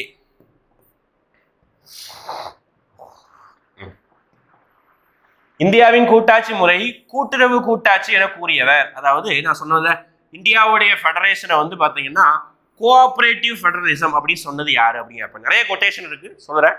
First cooperative federalism, கூட்டுறவு கூட்டாட்சி சொன்னது யாருன்னா கிராவலின் ஆஸ்டின். அவர் தான் வந்து சொல்லியிருப்பாரு. இது இல்லாம கேசி வியர், இவர் என்ன சொல்லியிருப்பாரு அப்படி பார்த்தீங்கன்னா, கேசி வியர் தான் பார்த்துட்டீங்கன்னா இந்தியாவுடைய கான்ஸ்டியூஷன், இந்தியாவுடைய ஃபெடரலிசத்தை, அதாவது மற்ற நாட்டு ஃபெடரேஷத்தை விட இது டிஃபரெண்ட் ஆனது, அதுக்கு ஒரு வாக்கியத்தோடு இவர் சொல்றாரு. இவர் எப்படி வந்து கோஆபரேட்டிவ் ஃபெடரலிசம் சொல்றாரோ அதே மாதிரி கேசி வேர் பார்த்துக்கிட்டீங்கன்னா அவர் என்ன சொல்லியிருக்காருன்னா குவாசி ஃபெடரலிசம் அப்படின்னு சொல்லியிருக்காரு. என்ன சொல்லியிருக்காருப்பா? குவாசி ஃபெடரலிசம், அதாவது அரைக்குறை கூட்டாட்சி அப்படின்னு சொல்லிட்டு வியர் சொல்லியிருக்காரு. இதே மாதிரி இன்னொருத்தர் இருக்கார், அவர் வந்து பார்த்தீங்கன்னா மோரிஸ் ஜான்ஸ் அப்படின்னு இருக்கார். அவர் என்ன சொல்லியிருக்காரு அப்படி பார்த்தீங்கன்னா, இவர் வந்து பார்த்தீங்கன்னா பார்கெய்னிங் ஃபெடரலிசம். என்னப்பா? பார்கெய்னிங் ஃபெடரலிசம், அதாவது கெஞ்சி கேட்கக்கூடிய ஃபெடரலிசமா இந்தியா இருக்குது அப்படின்னு சொல்லியிருக்காரு. இது இல்லாமல் இன்னொருத்தர் வந்து சென்ட்ரலைசிங் டெண்டன்சியோட இருக்கக்கூடிய ஃபெடரலிசம் அப்படி சொல்லிட்டு பார்த்தீங்கன்னா ஐவர் ஜான்ஸ், சார் ஐவர் ஜின்னிங் நினைக்கிறேன், அவர் சொல்லியிருப்பார். ஓகேங்களா, இது 2 பேர் ரொம்ப முக்கியம். ஒன்று கிராவலின் ஆஸ்டினுடைய கொட்டேஷன் முக்கியம், இன்னொன்று கேசி வியர். ஓகே, இவர் வந்து ஒரு ப்ரீவியஸ் நிறைய கேட்டிருக்காங்க. அரைக்குறை கூட்டாட்சி, குவாசி ஃபெடரலிசம் அப்படின்னு சொல்லுவாங்க. ஓகே, அடுத்து 18வது கொஸ்டின், உயர் நீதிமன்றம். ஓகேங்களா, இந்தியாவுடைய கோர்ட் சிஸ்டம் பார்த்தீங்கன்னா integrated court system. Supreme court, அது கீழே ஹைகோர்ட், அது கீழே டிஸ்ட்ரிக்ட் கோர்ட். ஓகே, இதுதான் அமைப்பு. மொத்தம் 3 ஸ்ட்ரக்சர்ல இன்டகிரேட்டட் அமைப்பு தான். இங்க ஒரு கேஸ் ஃபைல் ஆனால் அதுக்கப்புறம் இங்கே போகும், அதுக்கப்புறம் இங்கே போகும், டேரெக்டாக மேலே போக முடியாது. ஒரு சில கேஸுக்கு மட்டும் தான் டேரெக்டாக சுப்ரீம் கோர்ட்டுக்கு ஃபைல் பண்ண முடியும். அப்போ சுப்ரீம் கோர்ட்னா அது ஒன்னே ஒன்று தான், ஒரே ஒரு இடத்துல மட்டும் தான் இருக்குது. எங்கே இருக்குது? டெல்லியில் மட்டும்தான் இருக்குது. சுப்ரீம் கோர்ட்டுக்கு ஆர்டிகல் கேட்டாங்கன்னா ஆர்டிகல் 124 அது எஸ்டாப்ளிஷ்மெண்ட்டுக்கு. இது இல்லாமல் அது ஒரிஜினல் ஜூரிஸ்டிக்ஷன், அப்புறம் வந்து பார்த்தீங்கன்னா அப்ரியேட் ஜூரிஸ்டிக்ஷன், நிறைய ஆர்டிகல்ஸ் வரும். ஓகே, அது தனி. இப்போ ஹைகோர்ட் எத்தனை சார் இருக்கு? இந்தியா 28 மாநிலம் இருக்கு சார். அப்போ 28 மாநிலத்துக்கு ஹைகோர்ட் இருக்குமா?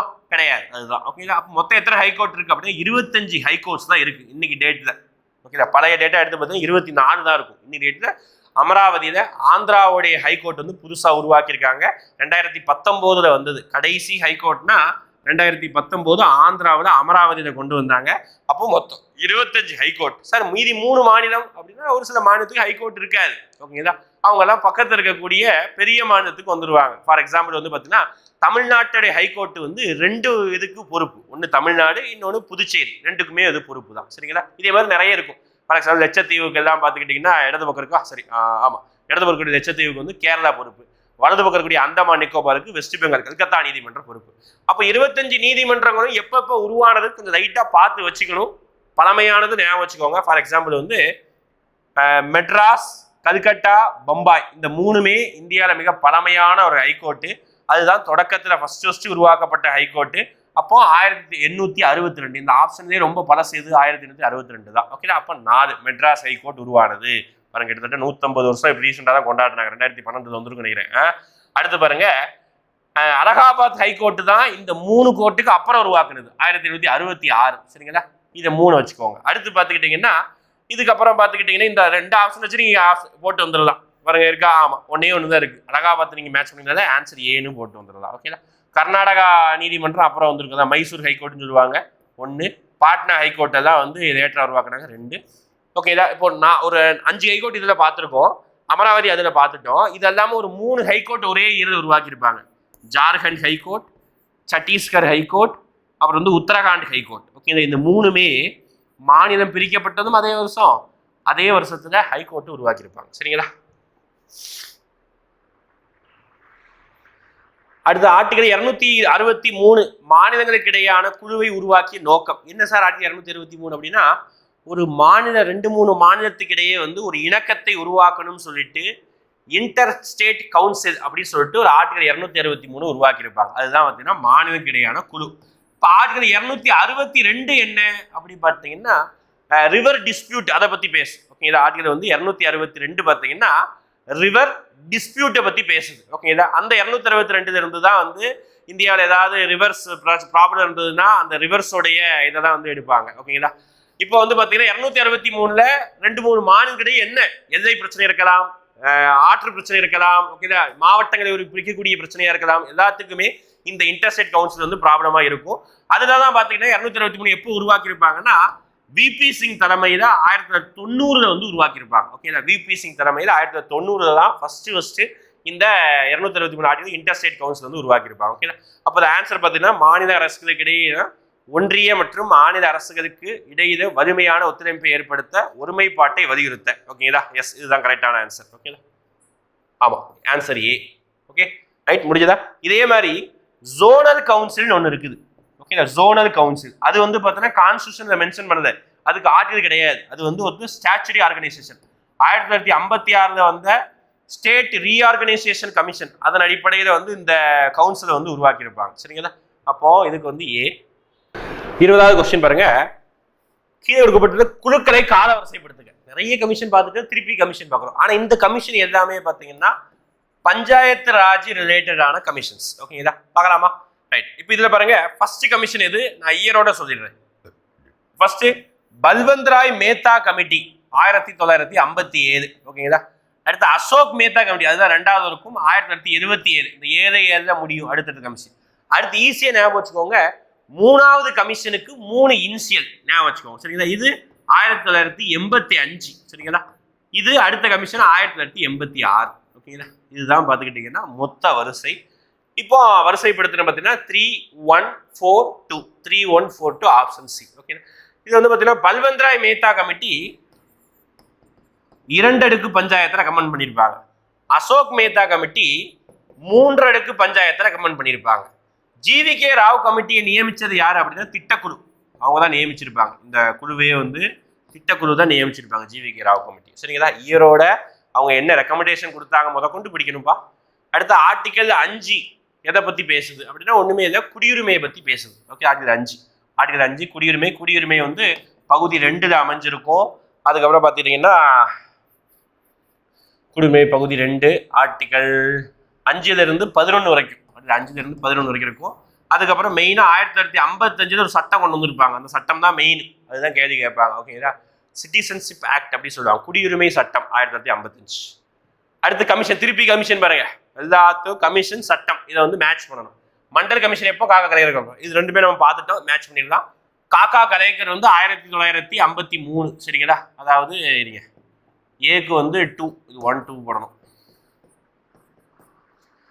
மண்டல் கமிஷன் பார்த்தீங்கன்னா 1979. 1976 என்ன பார்த்துட்டீங்கன்னா சிவில் உரிமைகள் பாதுகாப்பு சட்டம். 1992 வந்து பிற்படுத்தப்பட்டோர் ஆணையம். ஓகேடா 3. அப்போ 214243.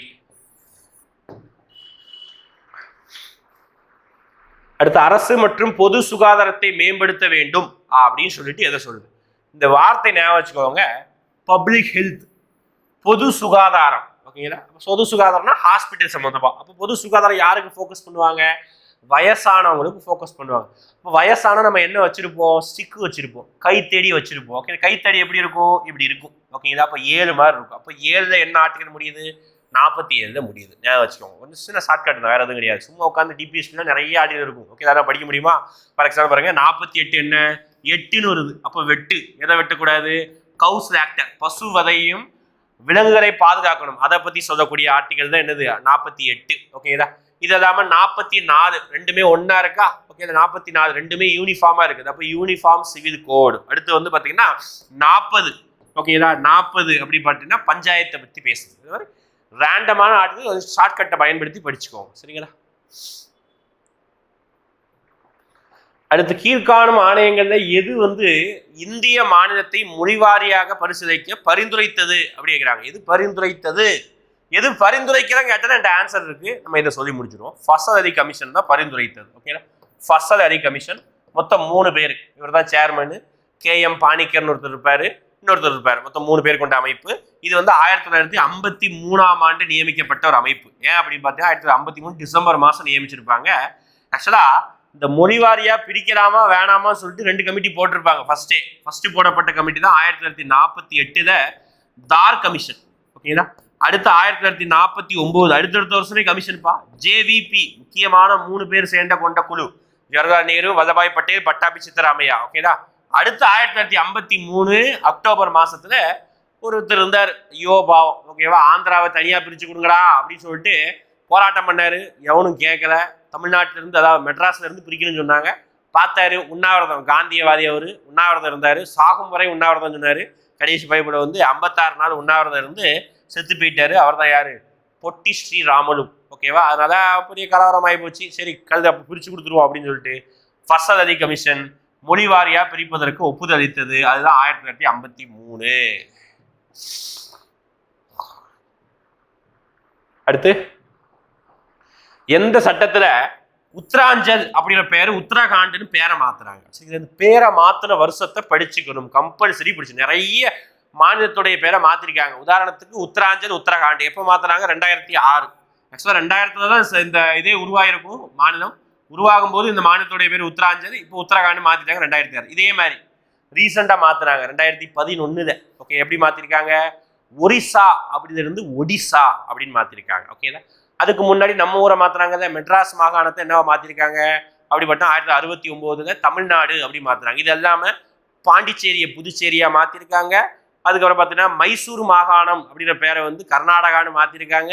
அப்புறம் இந்த லட்சத்தீவுக்கு வேற இன்னொரு பேர் இருந்தது. ஓகேதா? அந்த பேரை லட்சத்தீவுன்னு மாத்திருக்காங்க. நிறைய மாதிரி ஸ்டேட்டோடைய பேரை மாத்திருக்காங்க. படிச்சுக்கணும் அந்த பேரைகள். இது நான் சொல்லிட்டேன். டவுரி ப்ரொஹிபிஷன் ஆக்ட் ஆல்ரெடி நம்ம பார்த்தோம். 1961.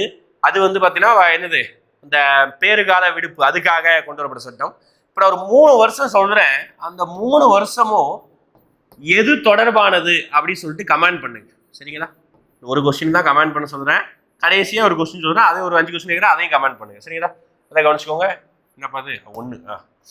ஆமா, 1961, 1977, 2002 இந்த 3 வருஷமும் எது தொடர்பானது அப்படி சொல்லிட்டு இந்த 3 விஷயத்திலையும் பாராளுமன்றம் சம்பந்தமான ஒரு சம்பவம் வந்து நடந்திருக்கும். முக்கியமான விஷயம் நடந்திருக்கும். சரிங்களா? அந்த அது என்ன விஷயங்கிறது மட்டும் கமெண்ட் பண்ணுங்க. ரைட்? அடுத்து அதுக்கு ஆன்சர் 1961. அடுத்து டிசம்பர் சொன்னோம்ல, டிசம்பர் 9ஆம் தேதி முதல் கூட்டம் நடைபெற்றது. தலைவரை யார் எடுத்துக்கிட்டாங்க அப்படின்னா, அரசியலமைப்பு நிர்ணய சபையுடைய தலைவர் அப்படின்னு கேட்டாலும் ராஜேந்திர பிரசாத் தான். ஆனா அவர் வந்து பெர்மனன்ட் பிரசிடென்ட், டெம்பரரி பிரசிடென்டாக சச்சிதானந்த சின்ஹா. ஓகேங்களா? அவர் தான் வந்து டெம்பரரி பிரசிடென்டா இருப்பாங்க. அதாவது பிரெஞ்சு அரசாங்கத்துடைய விதிமுறை அடிப்படையில் வயதானவர் வந்து பிரசிடென்டா தேர்ந்தெடுப்பாங்க தொடக்கத்துல. ஓகேங்களா? அவர் தான் சச்சிதானந்த சின்ஹா. அடுத்த ஆர்டிகல் நான் சொன்னத 14 இருந்து எல்லாமே படிக்கணும்னு சொல்லிட்டு ஆர்டிகல் 14 சம உரிமை 4. அடுத்த ஆர்டிகல் 15 பாகுபாடு காமிக்க கூடாது, டிஸ்கிரிமினேஷன் கிடையாது 3. ஆர்டிகல் 16 வேலை வாய்ப்பு ஆப்பர்ச்சுனிட்டி 1. 19 பேச்சுரிமை எழுத்துரிமை இதெல்லாம் பற்றி பேசுவாங்க. 4312 4312 ஆன்சர் பி. அடுத்து நான் சொன்னதை இது கரண்ட் அஃபேர்ஸ் கொஸ்டினாக ஒரு தடவை கேட்டிருந்தாங்க, அதனால சும்மா போட்டிருக்கோம். இதே மாதிரி வேற கொஸ்டின் ஏதாவது புதிய நியமனங்கள் இருந்தால் பார்த்துருக்கோங்க. ஓகேங்களா? இந்திய தலைமை தேர்தல் ஆணையர்களை வரிசைப்படுத்தினா தொடக்கத்துல இருந்து கிடையாது. ஆக்சுவலா முதல் தலைமை ஆணையர் யார் சொல்லிட்டேன், சுகுமார் சென், அவர் தான் முதல் தலைமை ஆணையர். அதே மாதிரி முதல் பெண் தேர்தல் தலைமை ஆணையர் கேட்டாங்கன்னா VS ராமா தேவி. ஓகே, அவங்க தான் முதல் பெண் தேர்தல் ஆணையர், அவங்க தான் முதலும் கடைசியும்.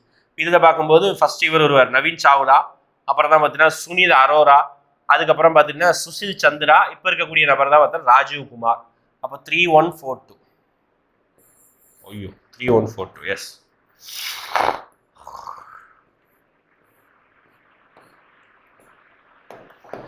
அடுத்து கீழ்கண்டவற்றில் எது எவை உச்ச நீதிமன்றத்தின் நீதிபதியாக தேவையற்றவை அப்படி கேட்கிறாங்க. இந்திய குடிமகனா இருக்கணும், ஆமா நீதிபதியா இருக்கணும்னா. ஒன்று மேற்பட்ட உயர் நீதிமன்றங்கள் தொடர்ந்து 5 வருஷம் ஆண்டில பதவி நீதிபதியாக இருந்திருக்கணும், எஸ் கரெக்ட். 15 வருஷம் வழங்குறது கிடையாது, 10 வருஷம். ஓகே, 10 வருஷம் இருந்தாலே போதும். 3வது ஸ்டேட்மெண்ட் தப்பு, முதல் 2 ஸ்டேட்மெண்ட் தான் சரி. அடுத்து இந்திய அரசியலமைப்புல 264 இருந்து 300A வரைக்கும் எதை விஷயத்தை பத்தி பேசுது அப்படின்னா ஆர்டிகல் 12 பத்தி பேசுது. ஓகே, ஆர்டிகல் 12 பத்தி பேசக்கூடியதான் 264 இருந்து 300A வரைக்கும். சரிங்களா?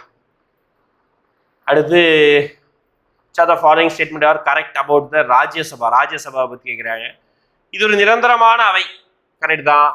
ஒவ்வொரு 2 ஆண்டு முடிவிலும் 3 ஒரு பங்கு, ஆமா ஒவ்வொரு 2 வருஷத்துக்கு வந்து 1/3 ஆஃப் மெம்பர்ஸ் வந்து ரிட்டையர் ஆயிடுவாங்க, எஸ் கரெக்ட் தான். இவை அவையின் நிலையற்ற தன்மை காமிக்கிறது, இப்படிலாம் சொல்லக்கூடாது. ஓகேங்களா? அது வந்து ஒரு பெர்மனன்ட் கிடையாது தான், அதுக்கு நிலைத்தன்மையற்றதை பத்தி தான் சொல்லக்கூடாது. ஓகே, அப்போ 1, 2 மட்டும்தான் சரி.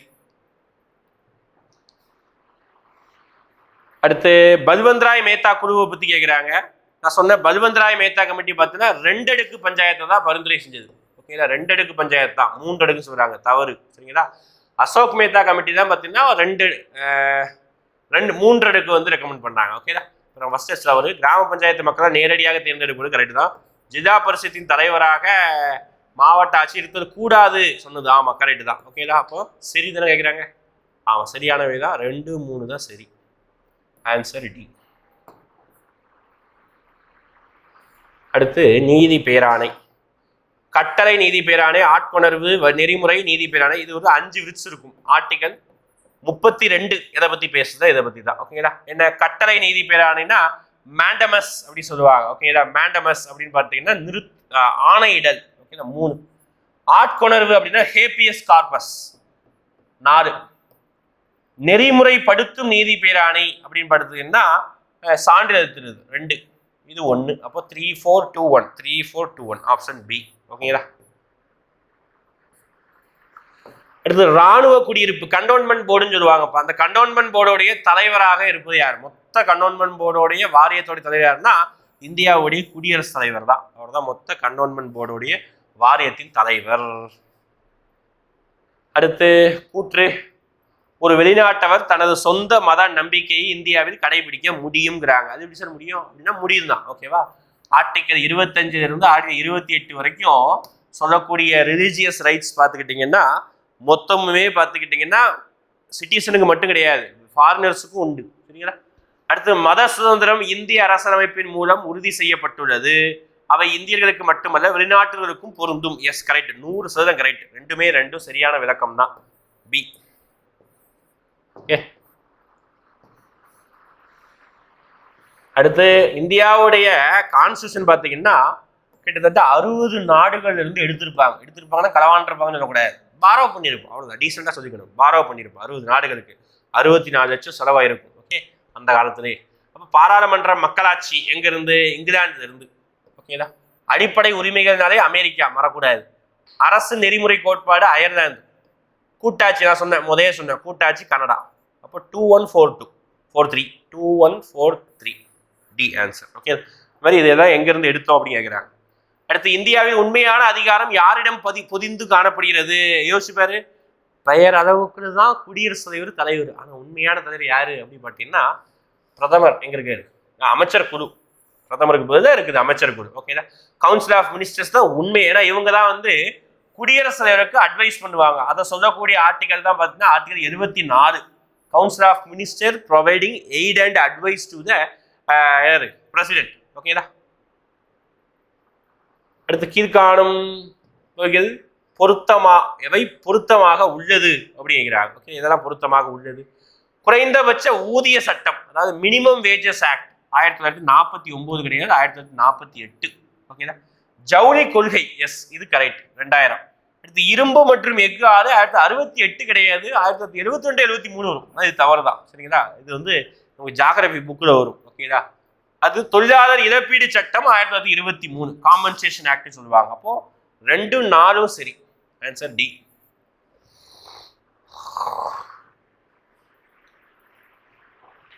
அடுத்து 86வது சட்ட திருத்தம் வந்து என்ன சொல்லுது?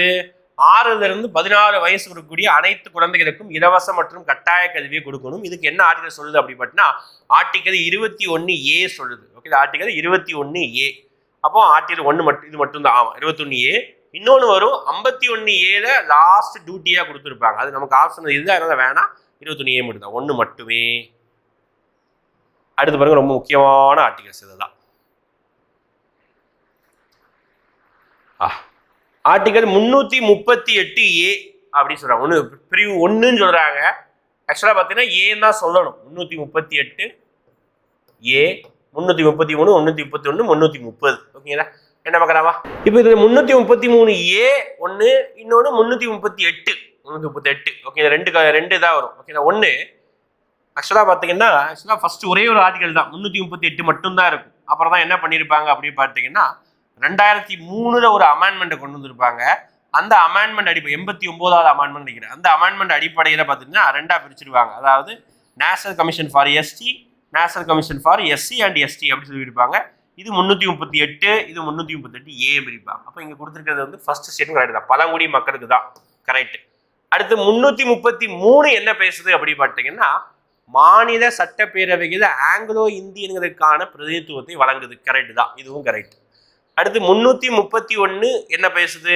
பட்டியல் இனங்களுக்கான தேசிய கமிஷன். இது 338, சரியா? தப்பு.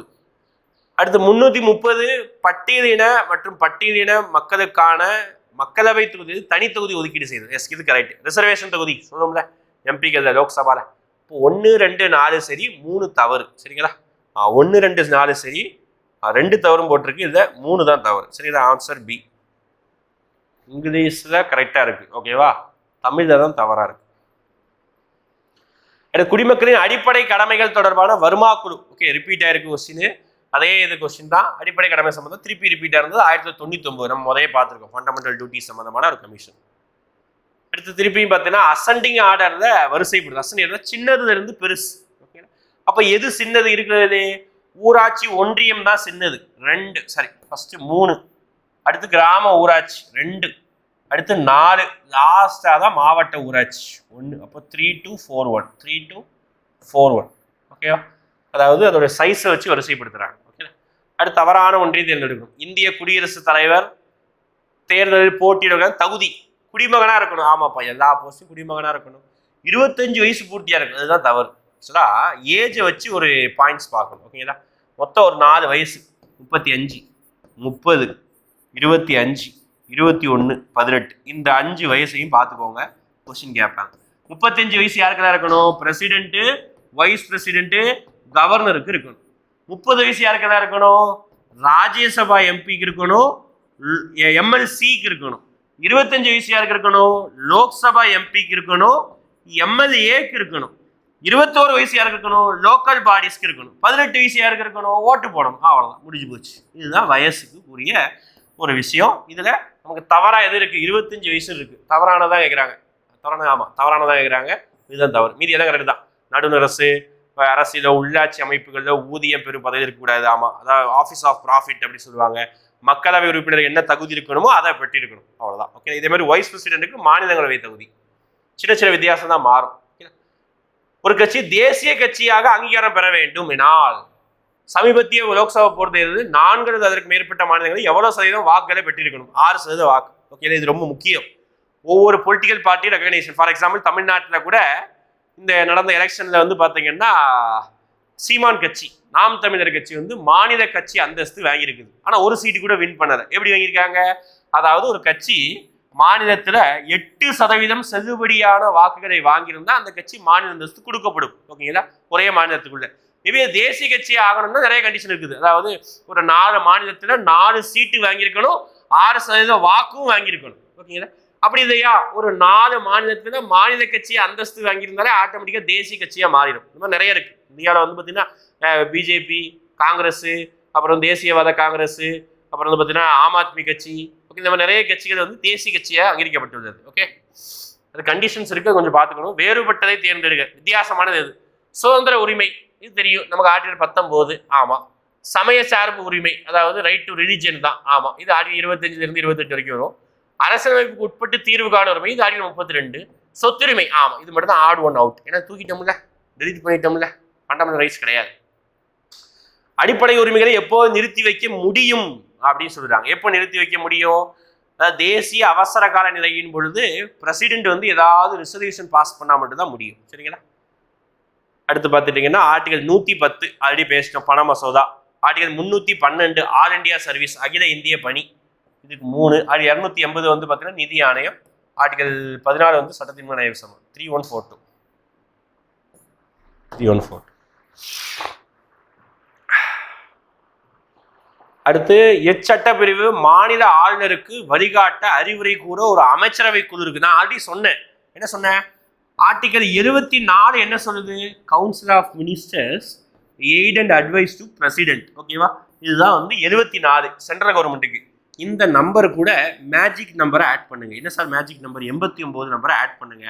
ஆர்டிகல் 163 163 தான் இந்த கான்செப்ட் ஆர்டிகல். அவ்வளோதான். ஓகே, இந்த மேஜிக் நம்பர் எப்போ ஞாபகம் வச்சுக்கோங்கப்பா. சென்ட்ரல் கவர்மெண்ட்ல ஒரு சில விஷயத்துக்கு என்ன நம்பர் இருக்கோ அது கூட 89 கூட்டினா அப்படியே எந்த ப்ரொவிஷன் வந்துடும். சரிங்களா? அடுத்து பாருங்க, identify the last question. Identify the 21 வயசுல இருந்து நமக்கு ஓட்டு போடலாம். உங்க தாத்தா பாட்டி காலத்துல கேட்டு பாருங்க, அவங்களுக்கு தான் தாத்தா பாட்டி எல்லாம் இருக்கும் பொழுது அவங்களுக்கு தான் ஓட்டு போடுறது குறைஞ்சபட்ச வயசு 21 வயசு இருந்திருக்கணும். ஓகேவா? ஆனா இப்ப என்ன மாத்திட்டாங்க? 18 வயசா மாத்திட்டாங்க. எப்போ மாத்தினாங்க? 1988 சட்டத்திருத்தம் மாத்தினாங்க. 61வது சட்டத்திருத்தம் 1988.